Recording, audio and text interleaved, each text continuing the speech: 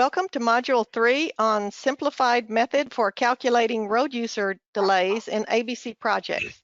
We're pleased to again welcome our speaker, Mike Culmo, Chief Bridge Engineer with CHA Consulting, Inc. Mike? Thank you, Mary Lou. So, as Mary Lou said, I'm here to talk this module about simplified method. The key word is simplified way of calculating ABC road user delays for ABC projects. As Tim mentioned a few minutes ago, during the development of the ABC decision matrix, early on, we did not have a lot of input from traffic engineering. The way the matrix was set up is you would input a value in the matrix on the anticipated user delays. And the intent was that a user of the matrix would contact their traffic engineers or the traffic division at ConnDOT and get that number.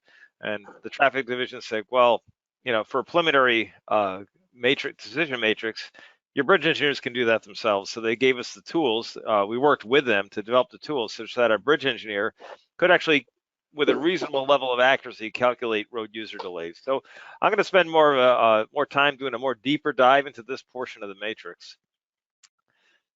So the Connecticut DOT approach to road users is not necessarily to look at user costs.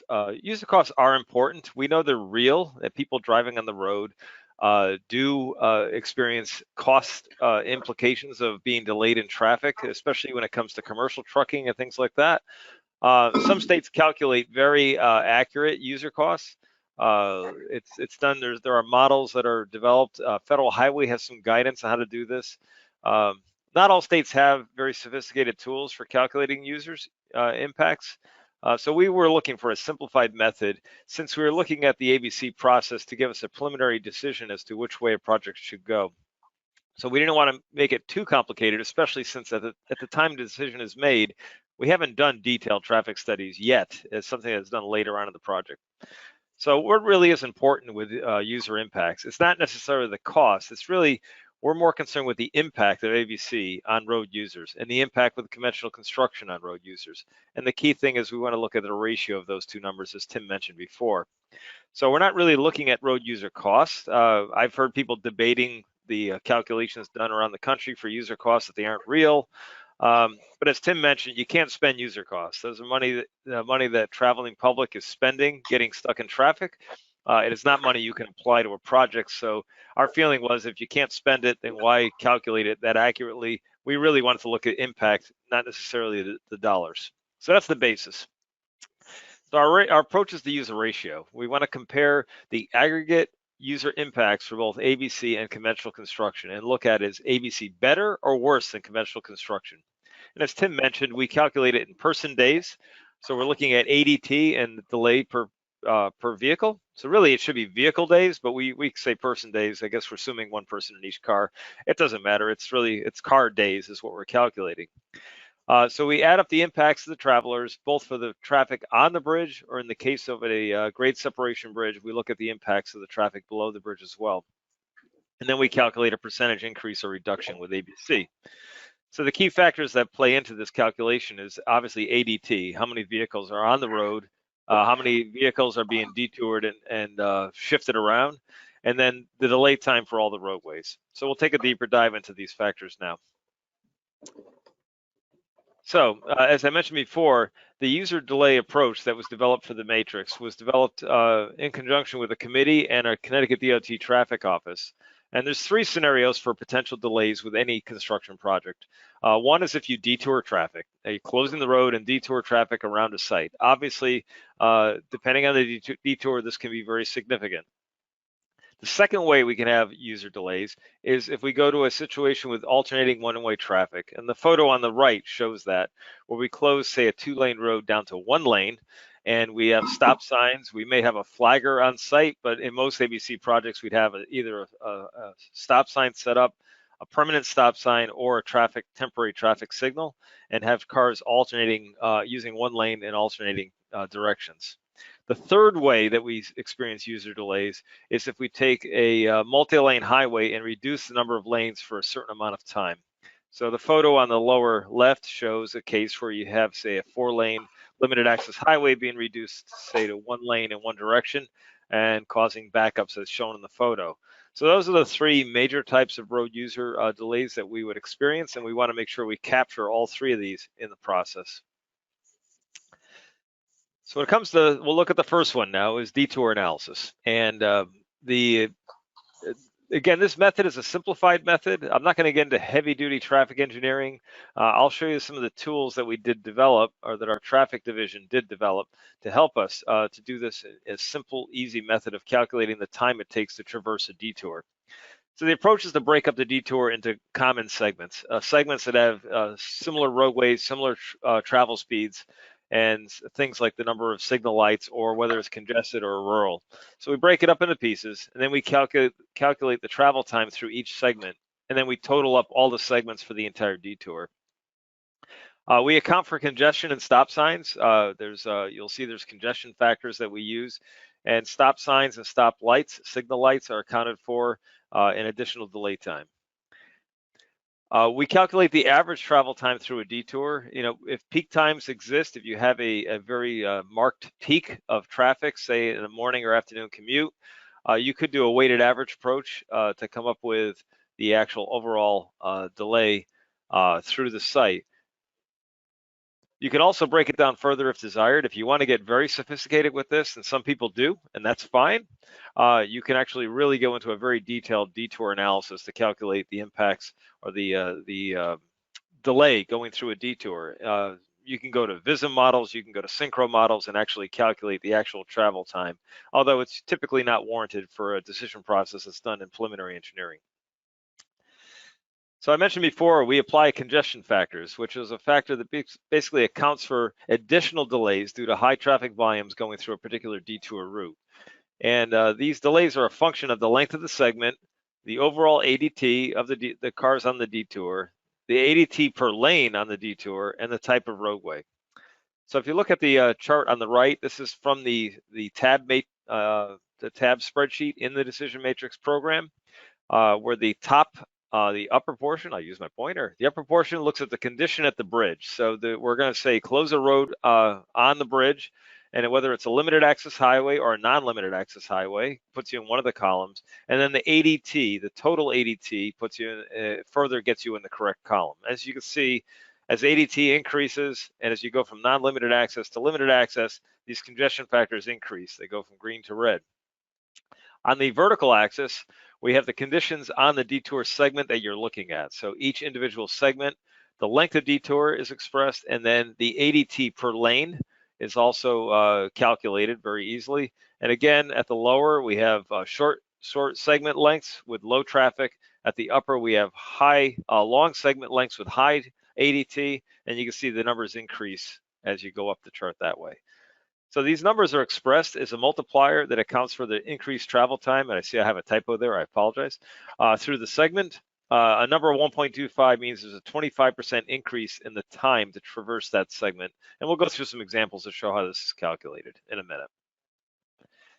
So this is just a sample showing a particular detour analysis for any particular job.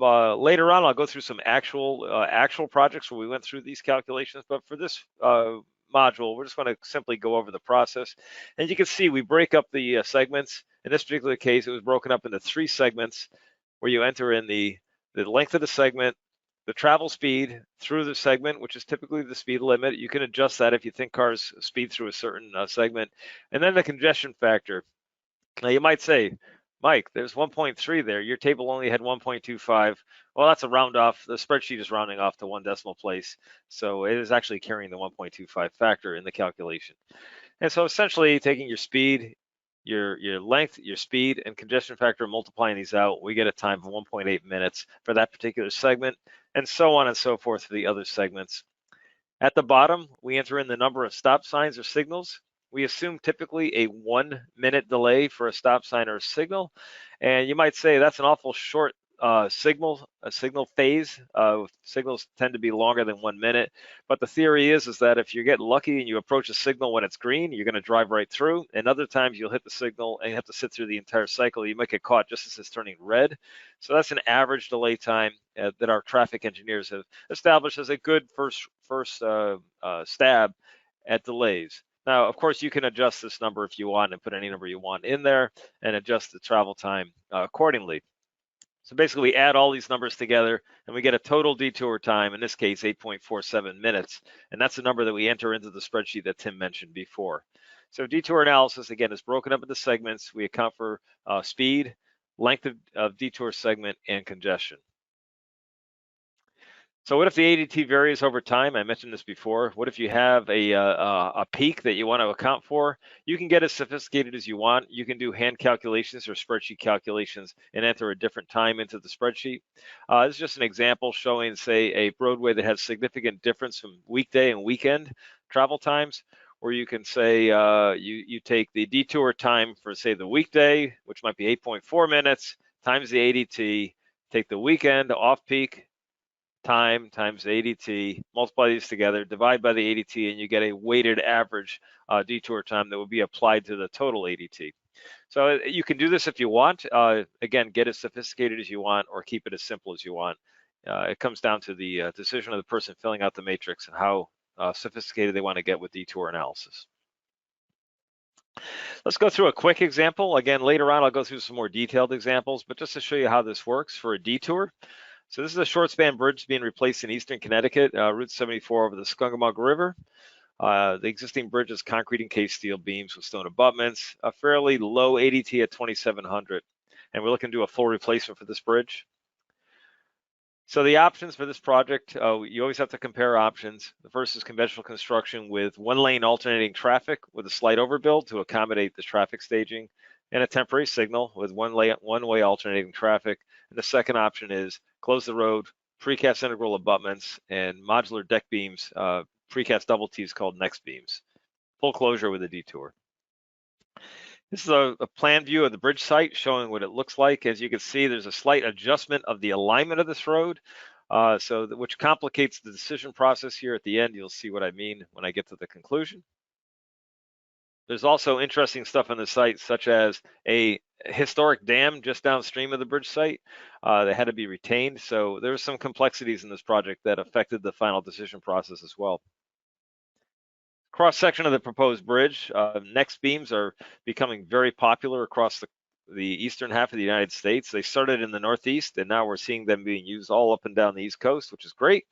Really nice member precast, prefabricated element to use, which in the world of ABC, we would define that as a modular deck beam /C for concrete. Here's a proposed detour route. This is a location plan. The road itself is a state highway, several miles long, and then it's parallel with Interstate 84. So the detour route uses both the local roads and Interstate 84 to get around the project site. So and I actually went into the project files and pulled out the analysis that was done for this particular bridge, and it was broken up into 5 segments by the engineers. I will not go into each segment. Again, I'll do a more detailed deep dive of an actual project in a later module. But you can see there were 4 stop signs and signals along the way. We had a total detour time of 14.19 minutes. So that was a good example of showing how detours are calculated, but now we'll go into the second method of calculating road user impacts, and this is the alternating one-way traffic analysis. And it's a really simple, basic tool that was developed based on experience we had from other projects. And it's similar to the traffic signal, is we have built-in numbers in here for typical temporary signal with one-way alternating traffic for a typical bridge project. Again, if you have a special project with, say, a different setup, you can change these numbers.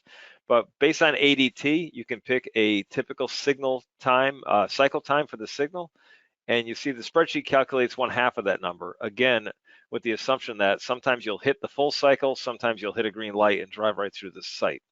So the program automatically halves the number that you input based on the ADT cycle time. So here's a sample project, the same project we just spoke about a few minutes ago. As you recall, with conventional construction, we were looking at using an alternating one-way traffic signal for that job. So in that case, the delay time was calculated at 0.63 minutes. Again, that was half of that number we entered before. And this is the typical comparison that's done between conventional construction and ABC. Remember before we had 14.19 minutes for the detour, 0.63 minutes for conventional. I won't go through the math because I'll go through in more detail in a later example, but you'll see here, ABC has a 400% negative impact. In other words, ABC has more impact. That detour is significant. But as Tim mentioned before, sometimes engineering judgment has to play into the decision-making process as well. This project actually is being recommended for ABC. You might say, with a 400% increase in impact, why are you doing that? Well, if you look at the numbers, they're not large numbers of person days involved here. And the reality is there were other factors that played into it. The first is the total project cost was less for this project. I didn't go through that portion of the spreadsheet in this example, but we'll go through that again later. But it was actually cheaper to build this bridge with ABC because we saved 12 months of construction and we saved that 12 months of construction management costs. The second thing, eliminating the temporary signal saves some money as well. Thirdly, the geometry at the site, as I showed before in the plan view, was really not conducive to stage construction. It was a very difficult site to stage and a very, very narrow road, not a lot of room for cranes and things like that. And then the realities of the detour is that virtually nobody would be traveling from one side of the bridge to the other. People were either going this direction and going to Hartford in this direction, or going this way to go to Hartford in this direction. That the reality is the detour time was really not indicative of the typical detour people would be taking. So with all these common sense facts that we had to play into the decision process, the decision was made to go with prefabrication and ABC, even though the impacts were worse. But again, 400% seems like a really bad number, but the numbers weren't that significant as far as person days. The third method for calculating road user impacts is look at lane reduction analysis. And this is particularly applicable to limited access highways or interstates, where we're going to reduce the number of lanes, say, for a period of time. If you're in, say, out in the Midwest where traffic is very low and you have a 4-lane highway, many times you're going to find there's very little or no impact with closing a lane. That's quite often used in that part of the country. Excuse me. So the example we'll go through, we'll look at, say, a typical interstate highway that may have 6 lanes of traffic, 3 in each direction, and we're going to reduce to 4 lanes in each direction. The basis of the delay time is looking at the hourly lane volume. And the research that was performed by Connecticut DOT traffic section showed that if the volume was less than 1,400 vehicles per hour, there really was no delay, that you can get free flow of traffic through a construction zone if ADT is below 1,400. It's a conservative number. We typically can push as much as 1,600 through a work zone per lane, but it's a number that was used for the matrix. But what they found, though, is when you exceed that number, very quickly you get delays. You get build-up delays due to this. You can see the number goes up quite steep when you go from, say, 1,400 up to, say, 2,000. The delay goes from 0 to 18 minutes. So significant delays when you get volumes that high. And again, this is all based on previous experience for projects in Connecticut. So the approach for using a lane reduction is to break up the analysis into periods, similar to the detour. We look at peak periods and off-peak periods. And if you don't have the actual data of the hourly volume, traffic engineering recommends that we use 10% of the total ADT for the peak periods and 3% of the ADT for the off-peak periods. Reduced ADT can be used for short duration projects where there's a significant public outreach, because what we can do with public outreach is we can make the ADT go down. We can actually, I like to say, scare people away. I'm not saying scare people away. We let them know we're going to be doing work and we'll be closing lanes. And it's amazing that you can get a significant volume of traffic to just go take other routes. A great example of that was the 93 Fast 14 project in Medford, Mass, where through a significant public outreach, we were able to reduce traffic by over 40% just with public outreach. So once we have these ADTs established, we can calculate a weighted average delay time. So I'll go through an example of that in a minute. And here it is. We have 3-lane expressway reduced to 2. Our ADT is 72,000 vehicles, so 36,000 in each direction. Our peak lane volume, we'll assume 10% of the ADT is 3,600 vehicles per hour. The length of the peak period would be 2 hours, twice a day, and that's based on a medium traffic volume, which I'll show you later in the spreadsheet. We have a recommendation for the length of the peak periods if you don't have that information readily available when you do the matrix. And off-peak volume, we're assuming 3% or 1080.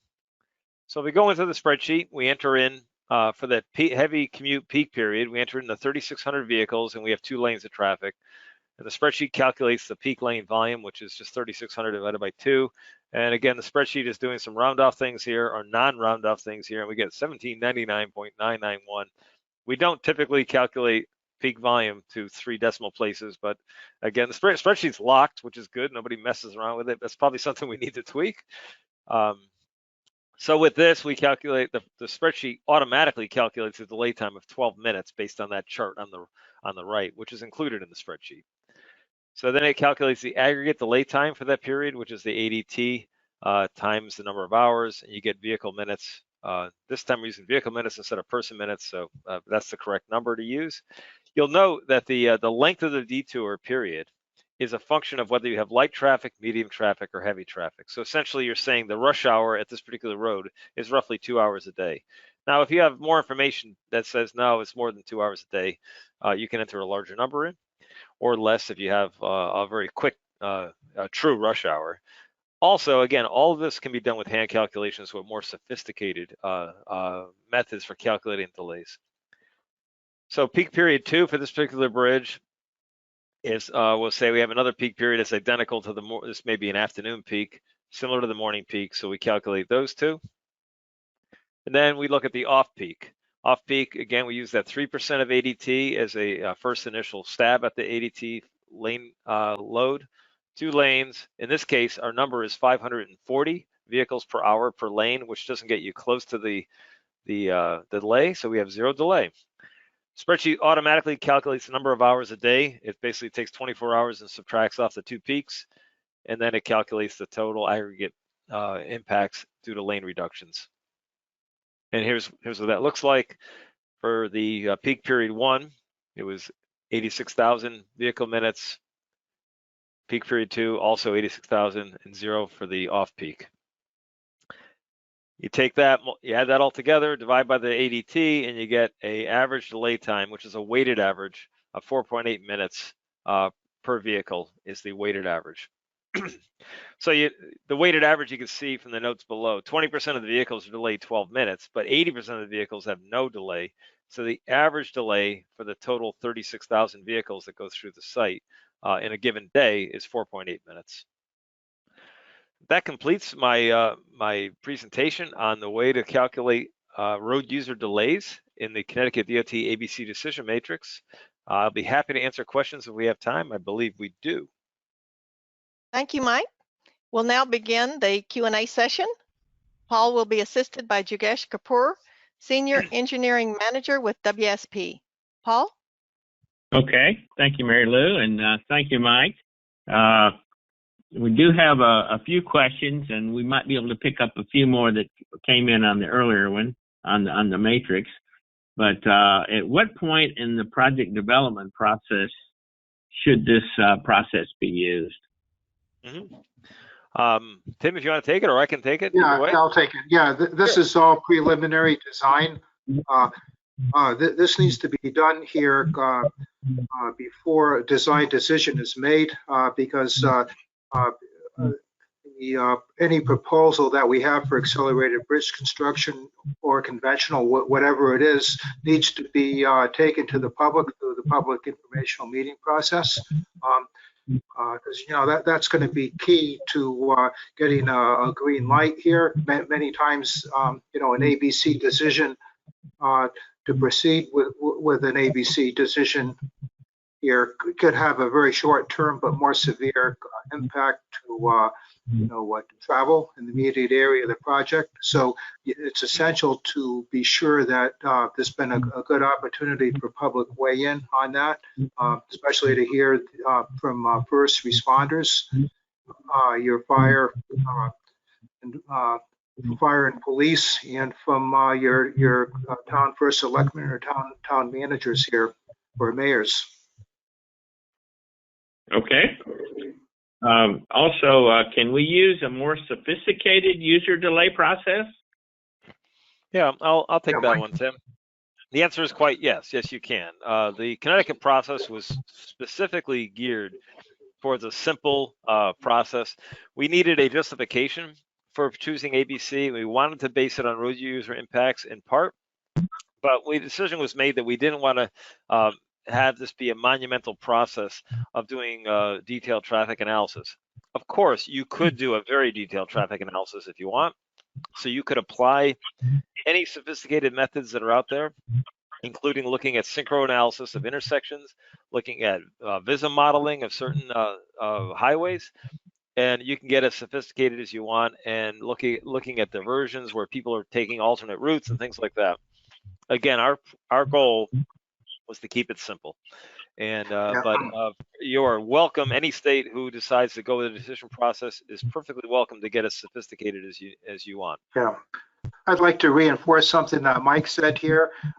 Typically in ABC projects, there are people, normal users that decide to go other directions here or avoid a site. You know, they may be taking, you know, their own detours from their normal routes that on roads we don't, you know, we haven't analyzed. It depends where they're living, where their destinations are. But what we typically find is that we have a drop off in traffic here, you know, in these bridge sites, because the public, the driving public, has made decisions, some of them, to use alternative routes to avoid the site. So, you know, with that, it's kind of a little bit like weather forecasting. This is a good way to get a, you know, a rough handle on your traffic impacts, but your actual effect in construction could very often be less severe than what we're actually predicting, even from one other thing I'd like to add is often we set up detours. We only use state highways for the most part for detours. We don't like sending state traffic on local roads. But however, we are perfectly understanding that the local residents are going to take local detours. They're going to know their way around the site. We don't force people to take a detour. So that's another way that sometimes we take that into account, the fact that we know people are going to take alternate routes and avoid going through the actual detour itself and find another way to get through from point A to point B. Okay. How long does it take to fill out the matrix? Yeah, that's a good question. It depends on the traffic analysis. It really comes down to if you got a very simple detour in say a rural area, an engineer could probably go through the traffic analysis in less than an hour. Using, especially nowadays, we have Google Maps and all these great devices now where we can actually look at photos and look at signals and things like that. In a more complicated environment where we need more information from the traffic division, it may take a few days to gather the information necessary to do a detailed traffic analysis of, say, a detour, or in the case of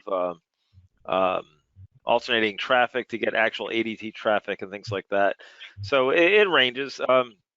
I've done it in as little as an hour, and I've seen it done in as much as a day or two. Yeah. So for the bigger question on construction costs, just gathering the data to enter into the spreadsheet is going to take some work that's not reflected in this. But once the data is had in hand, the ADTs, the ABC versus conventional construction costs, the assessment for how much time can be saved project. Once that data is gathered, it's a fairly rapid process here, as Mike noted, to enter the data into the sheet. But the first step is to come up with reliable data. And some good judgment on those 10 ABC measures that we listed in the spreadsheet. Assess those, but particular attention needs to be spent on the construction cost comparisons between ABC and conventional. Okay. You mentioned cost, but the question came in earlier. Does Connecticut DOT consider life cycle costs in modeling when determining the best solution rather than simple initial costs? Yeah, we encourage designers in PD to do life cycle cost analysis.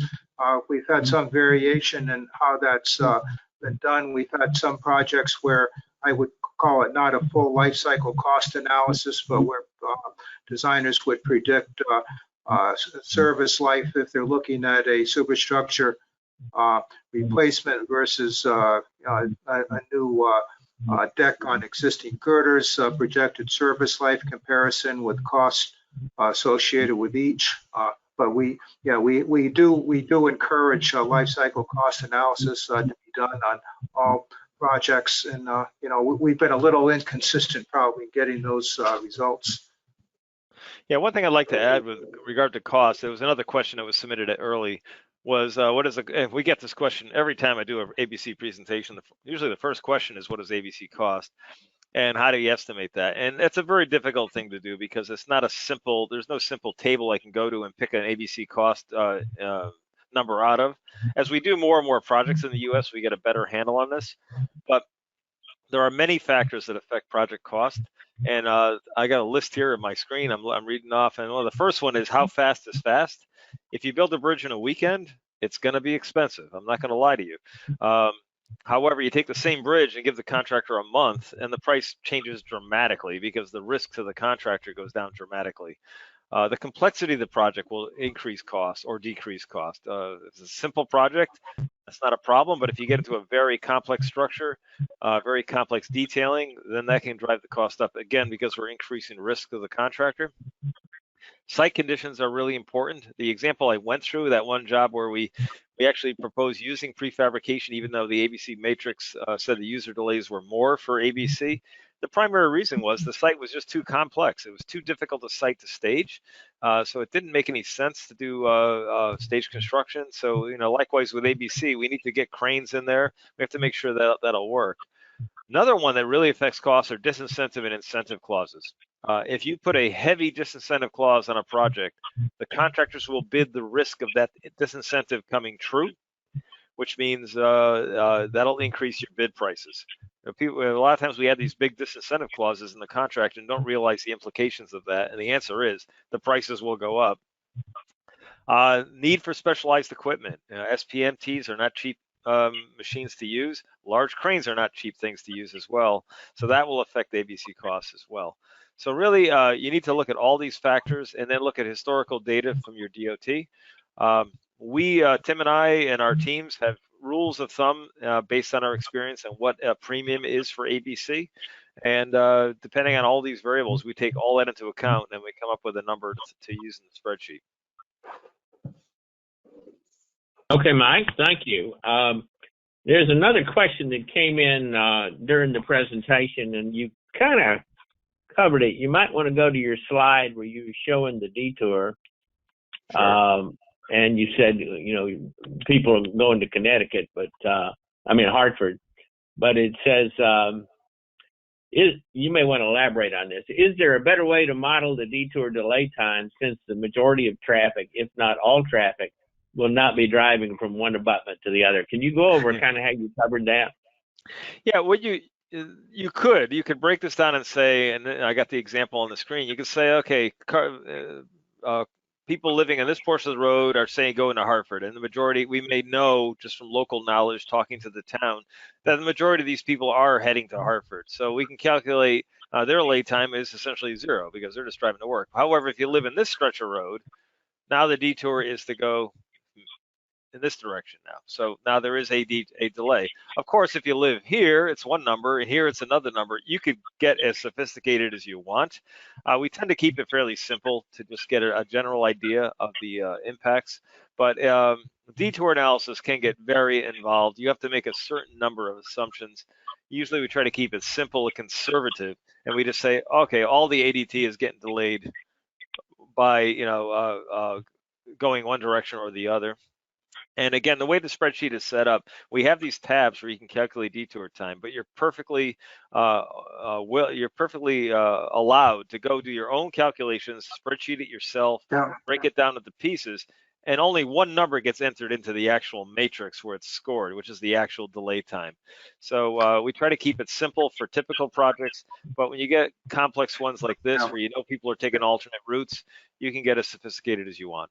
Yeah, could I just add on this project, Paul, that one of the factors that probably led us to the ABC decision was the simplicity of the design and the time savings for ABC.